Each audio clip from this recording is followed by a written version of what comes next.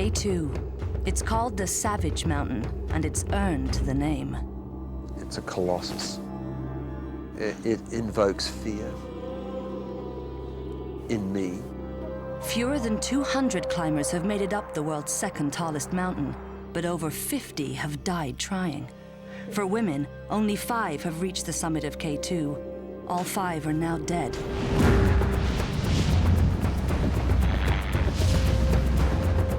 Who were these daring women, and why did they all die in high-altitude climbing accidents? I think they have a deep need to compete with men. In the next hour, we'll explore why Spanish climber Araceli Sagara would tempt fate on K2's deadly slopes.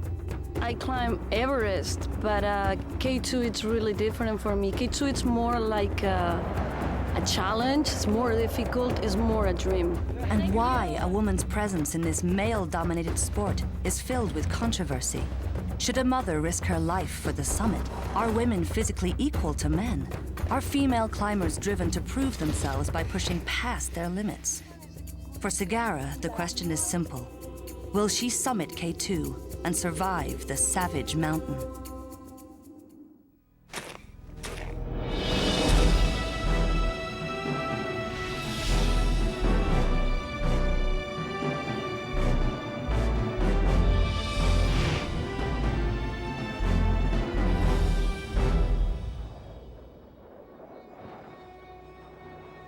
K2, the Savage Mountain, is revered and feared by climbers the world over. It's the mountaineer's mountain. Once you have been in front of K2, it will never let you go.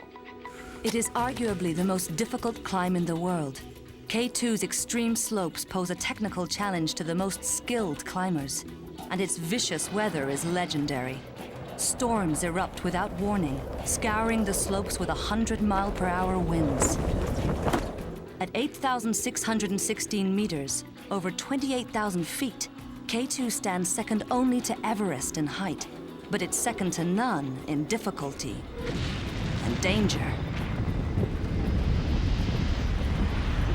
While Everest has been climbed nearly 2,000 times, only 196 climbers have stood atop K2. Of this elite group, only 5 were women, and all 5 are dead.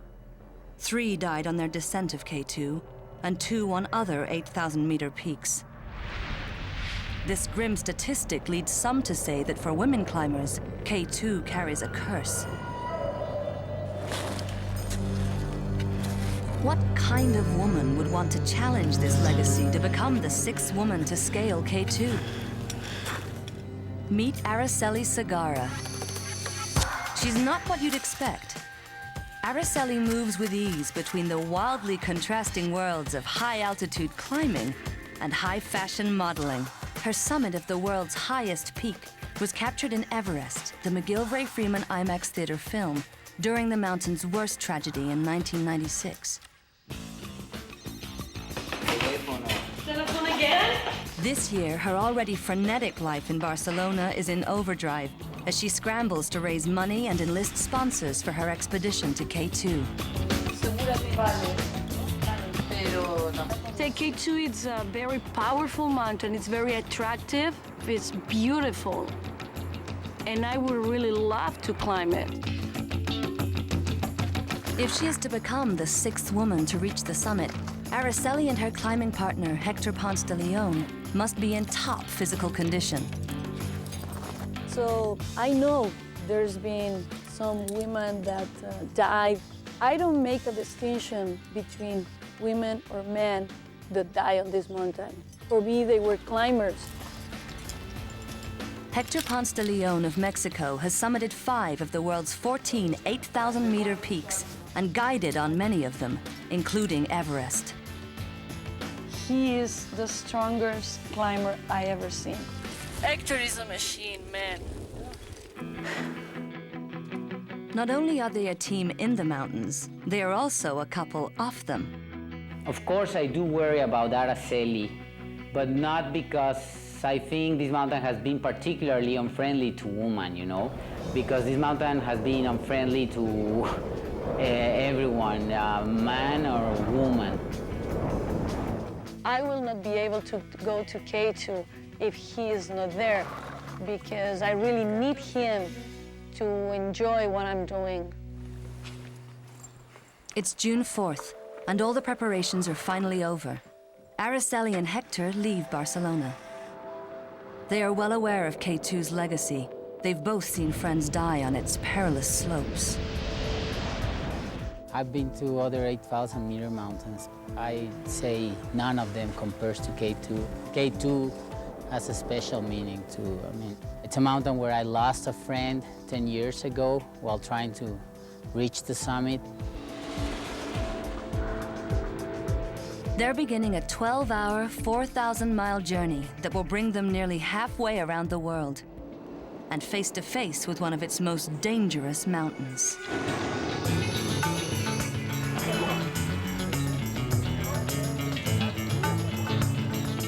Now the real journey begins that will bring them to the foot of K2.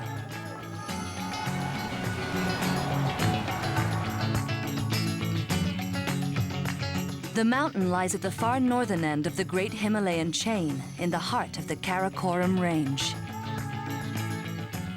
You can't tell the story of this fearsome place without telling the stories of the 5 women who reached its summit. The last woman to stand atop K2 did so almost 10 years ago. Her story defines the determination and sacrifice it takes to climb high peaks. Alison Hargreaves of Britain was the 5th woman to battle her way to the summit. Hargreaves' accomplishments were world-class. She remains one of only 2 climbers to summit Everest and K2 in a single summer, both without supplemental oxygen. That was quintessentially one of the most excellent pieces of high-altitude mountaineering that I have seen. She was, I think, one of the best climbers that there's been. Alison just seemed to flow like water going uphill on a rock. Hargreaves followed her dream as a child to climb mountains, and then her desire as an adult to become a mother. She was determined to have both, but it wasn't easy. At times she felt incredibly guilty and incredibly torn. She loved the mountains, it was very clear. She loved her kids too, and that was very clear. Peter Hillary climbed with Alison on K2 in 1995. Although on separate teams, they found they had something in common. We had a satellite telephone, and so we could ring home. And we used to sort of share some really quite lovely little moments because, like Alison, I had 2 kids of very similar age as her 2 children, and we both missed them desperately. She didn't know if she could even talk to them because it sort of broke her heart too much. On the same day in 1995, both Alison and Peter Hillary made their bid for the top of K2. But when the weather worsened, Hillary decided to turn back. Alison continued to push for the summit. Alison Hargreaves, the British climber who became the first woman to conquer Everest without oxygen, is tonight missing feared dead on the world's 2nd highest mountain, K2 in Pakistan. Alison did summit K2 that day, but a violent storm enveloped the mountain. It is believed that on descent, 100-mile-per-hour winds swept Alison and her team off the slopes. When Alison was killed on K2, the British press were just full of unbelievably hostile comments about Alison being a mother and leaving 2 children. It's today's story. Mother abandons children and killed on mountain. Easy, easy, easy fodder. I think Alison Hargreaves had just as much right to climb K2 than any other man. If you criticize Alison, you have to criticize all the other guys that have died that left kids behind. By saying that Alison should not climb being pregnant or should not climb having babies, you're judging somebody, and you're judging somebody that you don't really know. If women want to do things that are perceived by the blue-collar workers or your average tabloid reader as being a man's world, it's fine when it's going well, but when anything goes wrong, then somebody has to be to blame. And if you add to that then having young children, it becomes almost a cross that nobody should have to bear. I think we've so many memories of her, it's difficult to say a specific one, you know. Today, her children Kate and Tom live and climb with their father, Jim Ballard, in Scotland. This route it reminds me of the great big Himalayan faces, which I'd hopefully one day go and do. I think my mum would be proud when I'm climbing. Even though I can't remember, but I can always look at pictures of me being happy and with her and everything. So. How about a little message to your kids, which we'll relay back to them over? Hey, to Tom and Kate, my two children. I'm on the highest point in the world. I will love them dearly. Over. Someday maybe I want to have a family, and I know that I will have to deal with having babies and climb a mountain. I cannot say exactly what I will do, but what I know for sure is that I will not stop going to the mountain. For Araceli and her team, the road to the mountain is a treacherous one. K2 is renowned not only as one of the deadliest 8,000-meter peaks, but as one of the hardest to get to.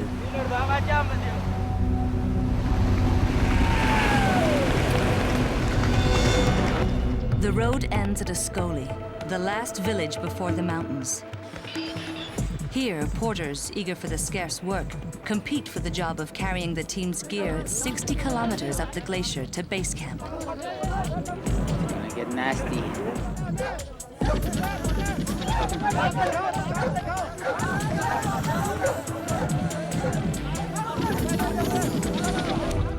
Finally, the team and 60 porters shoulder their loads for the 8-day trek to K2. I don't really have deep answer for why I like to climb. There's reasons. No matter where I am, that the mountains always call me back. There's something that I get there that I cannot get anywhere else. For Araceli, the challenge lies ahead. Will she succeed in becoming the 6th woman to stand at the top of the savage mountain?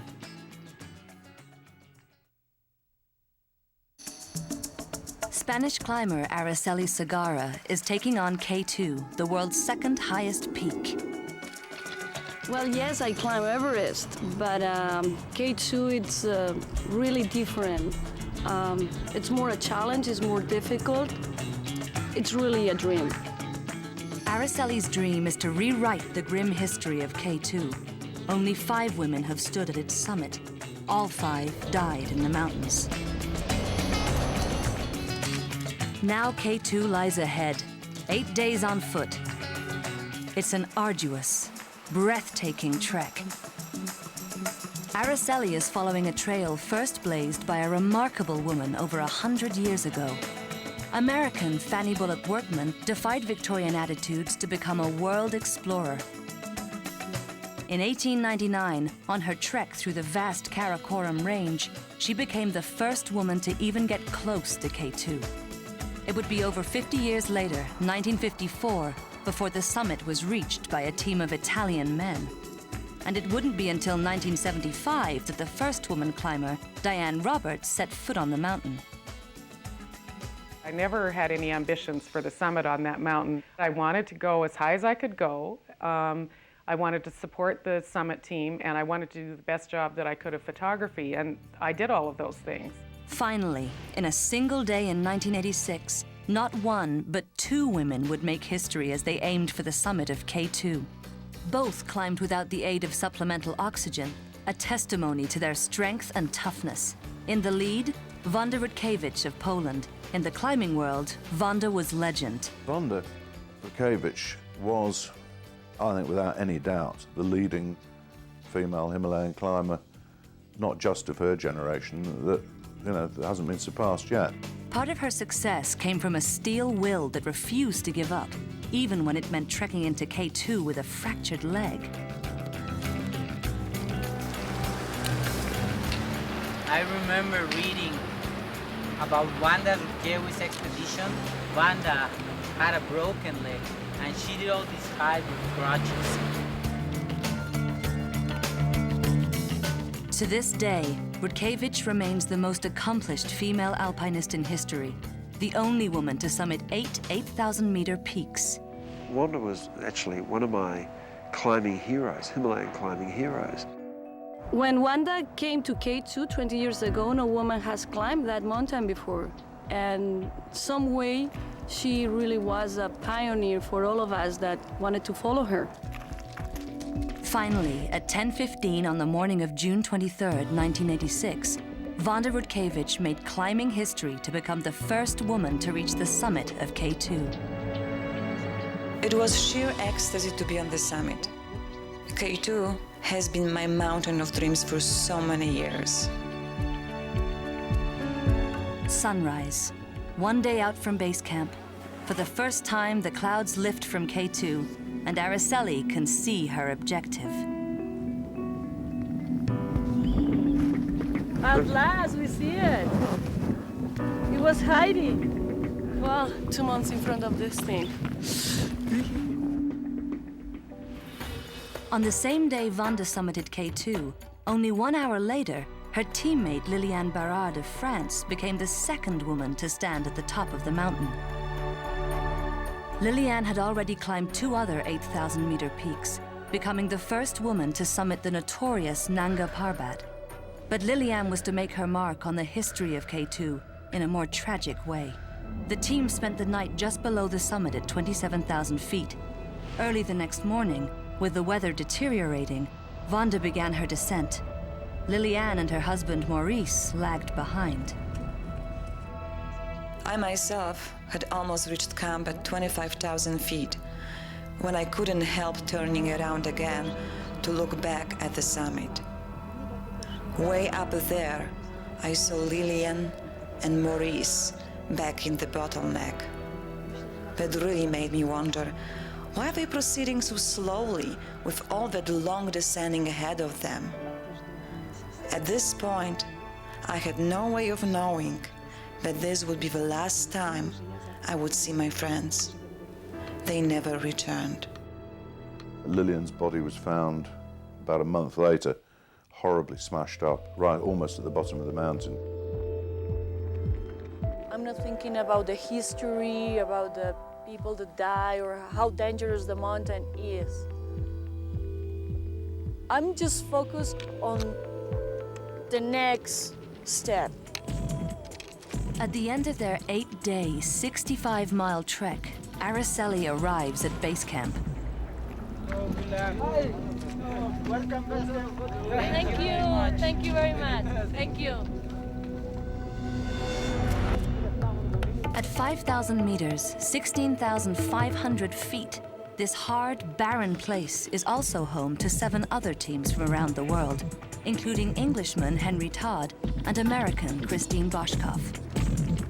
It's mid-June. Araceli and her team have 8 weeks on their climbing permit. A lot of hard, dangerous work lies between them and the summit. The left one is the Kangchenjunga, right? Yeah, right there is where we meet the Abruzzi Ridge. Instead of the more common Abruzzi route, Araceli will attempt to climb the more challenging south-southeast ridge. If she succeeds, she will make history as the first woman to do so. Araceli's team will have to set up 3 high-altitude camps on their route to the summit, each one higher than the corresponding camp on the Abruzzi. If I'm trying just to think right now about the summit, about the whole mountain, I will not be able to deal with it. I just have to see one step, and then the next one, and then the next one.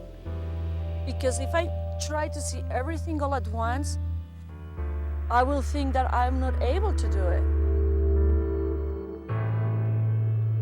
The story of Wanda Rutkewicz's courage and pioneering spirit didn't end on K2. She went on to triumph over 6 more 8,000-meter peaks, but the mountains exacted the final price. In 1992, climbing Kangchenjunga, the world's 3rd highest peak, Wanda took shelter against the extreme cold at 27,000 feet. She was determined to stay on the mountain and to push for the summit the next day. My instinct was telling me to tell her to come down, but I had not the guts to tell her to come down, because I respect her decision. She was Wanda, she was the best woman climber, and it was her own decision. Maybe that's the only thing she needed, an excuse. because she was so proud. Wanda Rutkevich never returned from Kangchenjunga. As Araceli begins her first forays up the mountain, her challenge is not only the arduous and dangerous climb, it is also to follow in Wanda's footsteps without sharing her fate.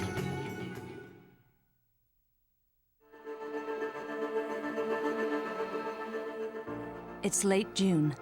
Araceli's team has set base camp at 16,500 feet. Above them, at 8,616 meters, over 28,000 feet, stands their goal, the summit of K2. It's always good to like stand on the route for the first time, because when you get closer, it actually doesn't look it's not as steep as it looked from further down. I was on one of the corridors of the gullies, and I was touching the mountain. I was like, hey, this is K2. Araceli and Hector make forays up the mountain, fixing climbing ropes for their ascent to the high camps. Like Araceli, the third woman to summit K2 also climbed with a male partner. British climber Julie Tullis discovered a passion for high-altitude climbing late in life. Well, we'd been running a shop for a long time. It was very, very hard work. Then one day, one of our customers came into the shop and said, "You look absolutely beaten. Why don't you come climbing with me?" She said, "Could I go?" I said, "Of course you can go." Julie's partner was mountaineering legend Kurt Diemberger, the first person to climb an 8,000-meter peak in 4 different decades. We had something in common. Both of us, Julie and I, we were very careful. They were an odd pair, the burly Diemberger next to the slight Tullis. But Julie was in peak physical condition, as she proved when she and Diemberger summited Broad Peak, K2's 8,000-meter neighbor, in 1984. The British media followed her exploits with great interest. What actually makes you do it, Julie? I mean, what makes someone like you put yourself through all that? It's a very, very difficult question, but it's so good. It's something one has to do. Like Alison Hargreaves, Julie combined motherhood with mountaineering. It's just fun, loving, unpredictable. She would just do things that just to be crazy sometimes, or just to do things that were a bit strange. On August 4th, 1986, with only 4 years of high-altitude climbing experience, Julie made her bid for the summit of K2. Diemberger was at her side. Towards the end, for our second attempt to the summit, Julie decided that we should go another try, give it another try.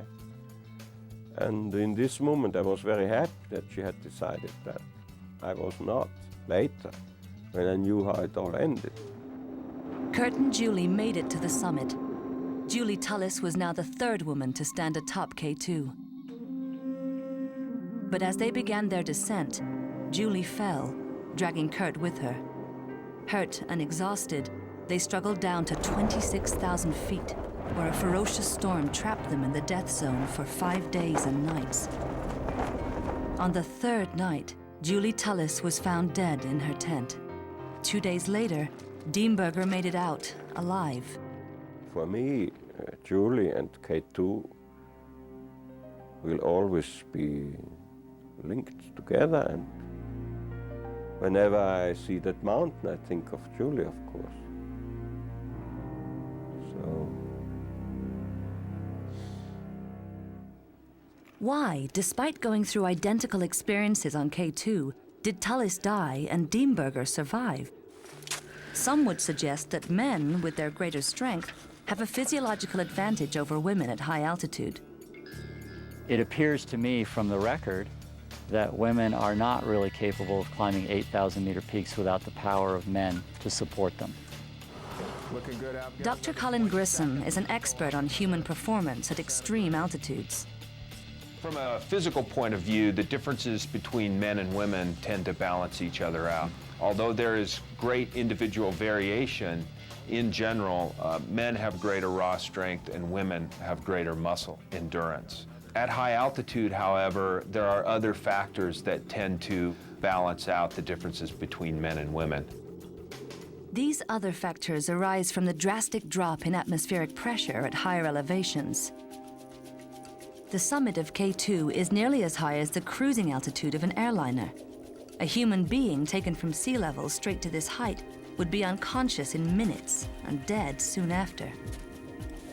As you go higher, there is less oxygen that you're breathing in, there's less oxygen in your blood, there's less oxygen that gets to tissue and cells, and including brain cells. As Araceli and Hector climb higher, the key to their survival is their body's ability to acclimatize to the dangerously thin air. To do this, they climb during the day and return to lower altitudes to sleep. Mountaineers call it climb high, sleep low. Are you guys planning on hiking high and then coming down to base, or just coming down from camp? We don't know yet. We'll see tomorrow. If we feel good or if we are in a mood, we will go a little bit up. Failure to acclimatize carries a deadly penalty, edema.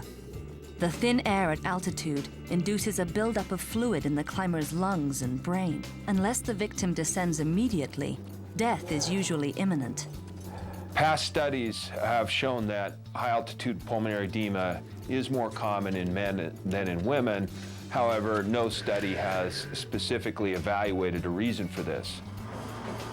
Dr. Grissom's studies suggest that while both sexes trade off small physiological advantages, women, if anything, enjoy a slight edge over men at high altitude.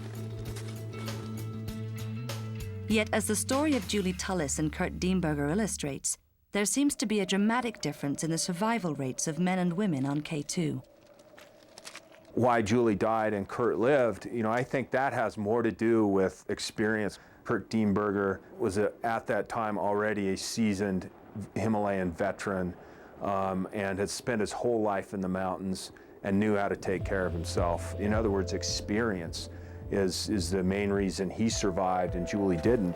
She wasn't really a mountaineer as such.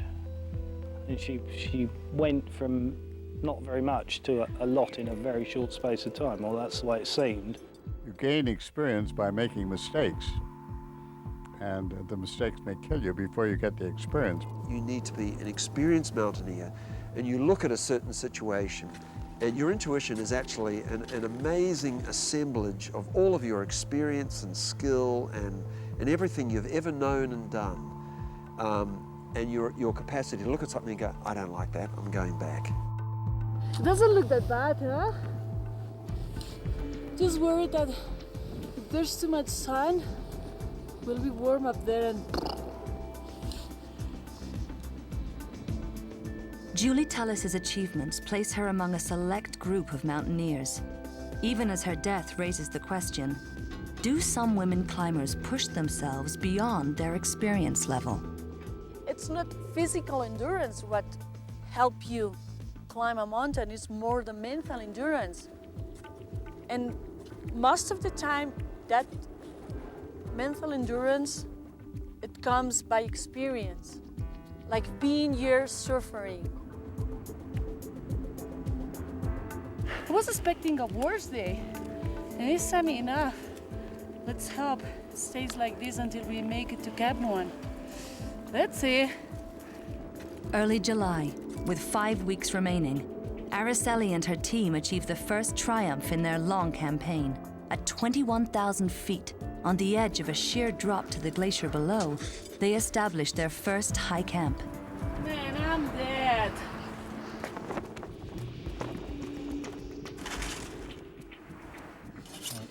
Justo cuando le está empezando a dar el sol esa pendiente. They spend the night on this precarious perch. It's as high as Camp 2 on the Abruzzi route.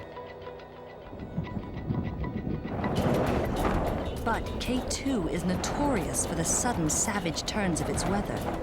Without warning, 60-mile-per-hour winds blow in, forcing Araceli and Hector 4,500 feet down, back to base camp.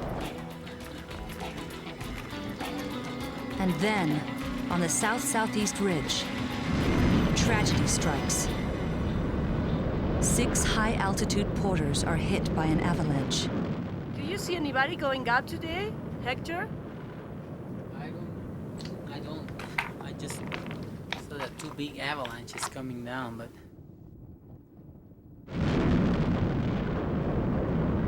When the snow settles, only 5 men emerge alive. The mountain has claimed the first victim of the climbing season, a Pakistani porter with another Spanish team, Sher Ajman Khan. The death hits base camp hard. I was sitting next to Hector, and I told him, will you imagine that right now it's everybody here?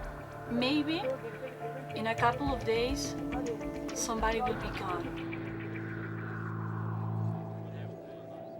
But as all climbers know, if they are to overcome this loss, it is imperative they return to the mountain.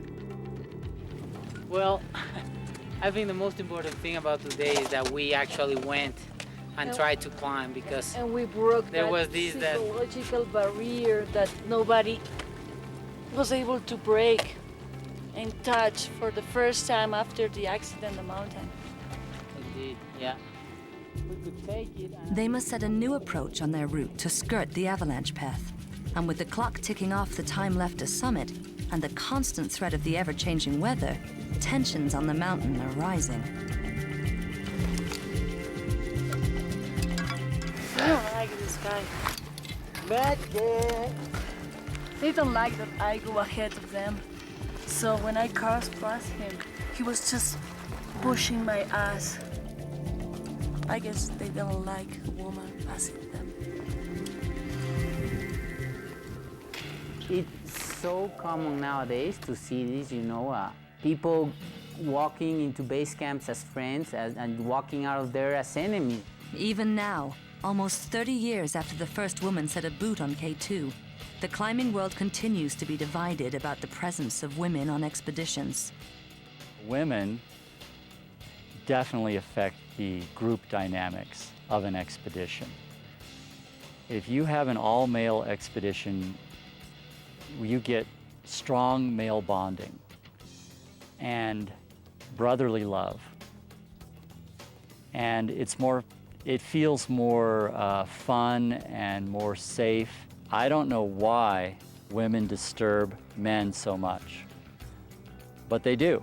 A climbing expedition or war or something like that is a situation that gives men permission to form the intimate kinds of friendships and the close, lifelong friendships that women have anyway.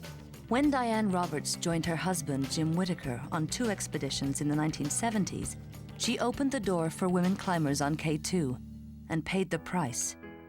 The resulting tensions nearly destroyed the expeditions.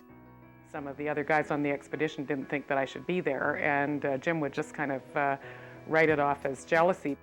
Whittaker still has no regrets about including his young bride on the team.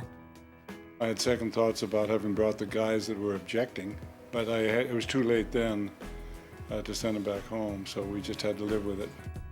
Looking back on it, it's just almost a miracle that we pulled it off. We were, as a team, split right down the middle, split by difficulties that were introduced and caused by that fact that we had both men and women on our team. I choose the people I want to climb with. Just being surrounded by friends that they don't care if you're a woman or you're a man. In many ways, the 4th woman to summit K2 embodied the conflicting passions aroused by women in high-altitude climbing. For Chantal Mauduit of France, climbing was a deep and abiding passion. She was deeply involved with the mountains, not with the sport. She was in a real spiritual quest.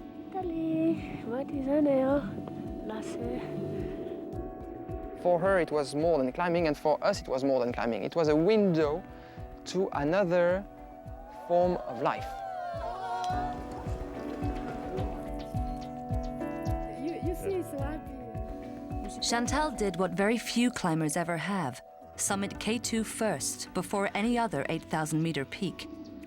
But her success on K2 was clouded by her collapse on descent and her reliance on men to get her down alive. Chantal wouldn't have got down without me, for sure. I don't believe she would have made it. I don't know how she could have. She was snowblind and barely ambulatory.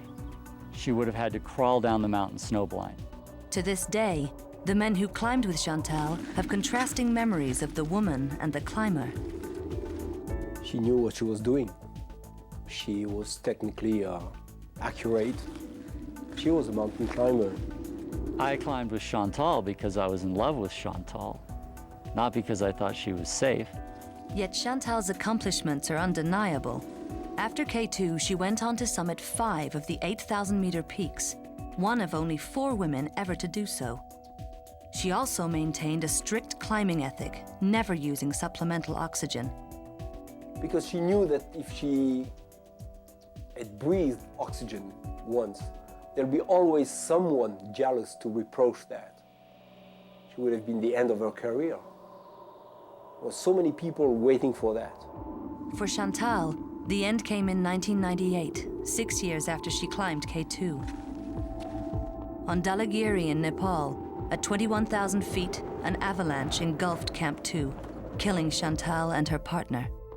It was at the same time a shock, but not a surprise, but not a complete surprise. It was a short life, but she lived 34 years, but in 34 years she did more than most people do in 100 years. What do you expect me to say? You want me to tell you in front of the camera I was expecting her to die? Yes.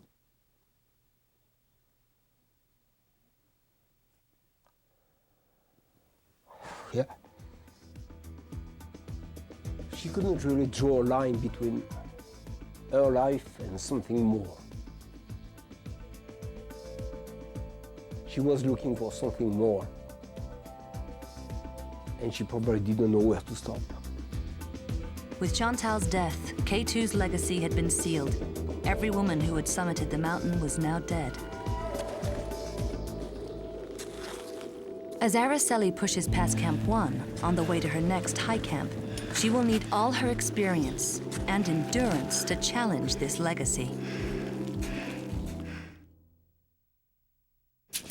It's nearly the end of July, and Araceli and Hector continue their push up K2. At 22,000 feet above Camp 1, they set new climbing ropes to avoid clipping onto old weather-battered ropes from previous expeditions. Again, K2's weather takes a sudden, vicious turn. We don't need go ahead with this weather. Let's try with good weather and with a new rope. No? That is the problem. If we knew all this is rope from last year. They're forced back to base camp, a descent of over 5,000 feet. Please take it slowly, clip on every rope. I'm not leaving because I still have a little bit of hope that the weather can change. I will wait, and if the team still has motivation to keep going, we'll go. And once again, in the wake of the violent weather, a climber is lost. Pakistan Army Captain Mohammed Iqbal, liaison to the Chinese Tibet-Pakistan team, is rappelling down the Abruzzi route when a rope breaks. He falls 5,000 feet to his death.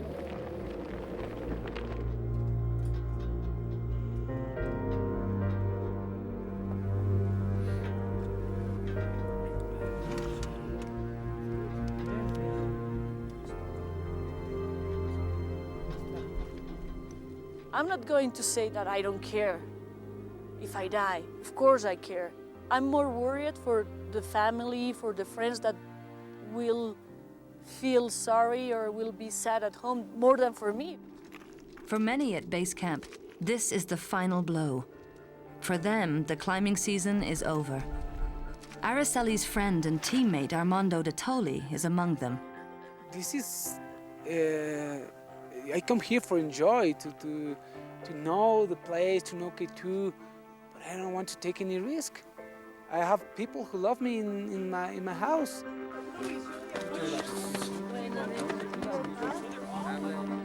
For Henry Todd's team, it is also the end. Sometimes you can feel you're on a losing run and you want to get out before you lose all your money. Of the 8 teams that came to K2 this season, not a single climber has made it to the summit. As the captain's body makes its last trip off the mountain, 7 of the 8 teams also head for home. And of the 8th team, only Araceli and Hector remain. Almost 2 months on the mountain have taken their toll on body and spirit, but Araceli is not ready to surrender. Situation right now is desperate. If we are realistic, we have not too many chances to climb this route without team support. But I don't know, maybe we are waiting for a miracle. It's the same decision that Alison Hargreaves made in 1995 and Julie Tullis 9 years before her. They too stayed for one last chance at the mountain, one final push for the summit. This is a situation which will be well understood by most of the mountaineers. You are very close to the top and you say now or never, and you try it. Julie Tullis and Alison Hargreaves both made it to the summit of K2, but neither came home to her family. I guess I had it in the back of my mind all the time that I knew it could happen, that she could get killed. There was no point in crying, and there was no point in being sad, because she was doing what she wanted to do. Then Araceli gets the miracle she's been hoping for. The weather takes another turn, this time for the better. The sky's clear. A window of opportunity is open, but for how long? Araceli and Hector decide on a daring plan. They will make an accelerated push, climbing fast and light. At 1:30 in the morning, August 10th, they set out on their final bid for the summit of K2. Climbers are people who like to push and push hard. You know, you just don't get to the summit of Everest or K2 unless you're pushy. But if you're a bit too pushy, you don't come home. In 2 days of agonizing effort, they climbed 7,500 feet. Yeah, this section is a little bit tricky, huh?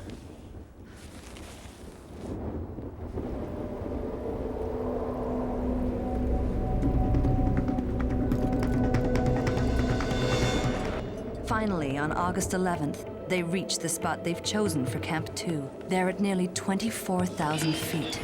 From here, the plan is to head for the shoulder and then to the summit in the morning. But as so many times before, the weather cannot be trusted. The wind kicks up and a storm begins to build. This is the way death comes to K2. I have an absolute horror of being caught in a storm on a high altitude mountain. I think the weather's going bad, everything's terrible, get down. Finally, Araceli and Hector are left with no choice. They must retreat to lower altitudes before the storm overtakes them. But starting the climb down is no guarantee of safety. Of all the 8,000-meter peaks, K2 is by far the deadliest on descent. It was on descent that Liliane Barrard, Alison Hargreaves, and Julie Tullis all lost their lives. Going down in the part which is more dangerous, every 5 minutes I'm looking back, or 3 minutes, looking back if something is coming down. On the 12th of August, Araceli and Hector descend to base camp for the last time. For this season, the summit of K2 will be visited by no one, male or female. I don't want to give up yet. I know the weather is bad and probably is not going to change. But I want to think it will. Araceli wanted to keep going. She still wanted to climb, but we talked about it. She respected my decision, my call, and we decided to go down. She wasn't very happy about it. I know I could do more on this mountain, and I can do more on this route. But nobody let me. I mean, the weather didn't let us, so it's like,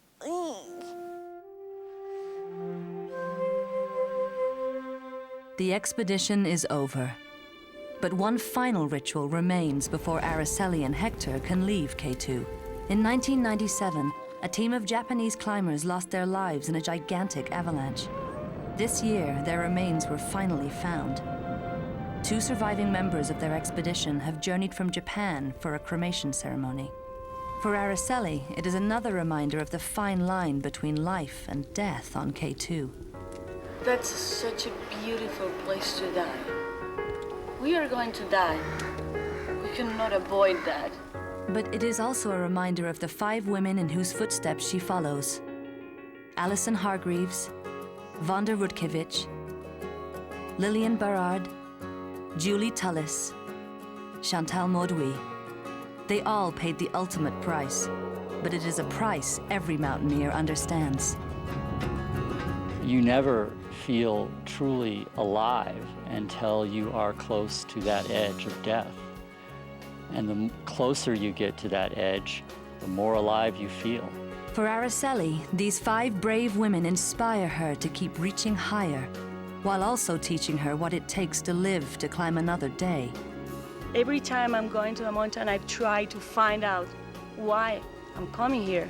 At the end, there's always a reason that it's inside of you, and it's a reason that I cannot explain. I have not words for something like that. Sometimes it's like being in love. You are, and you cannot tell why. The climbing season is over, but there will be others.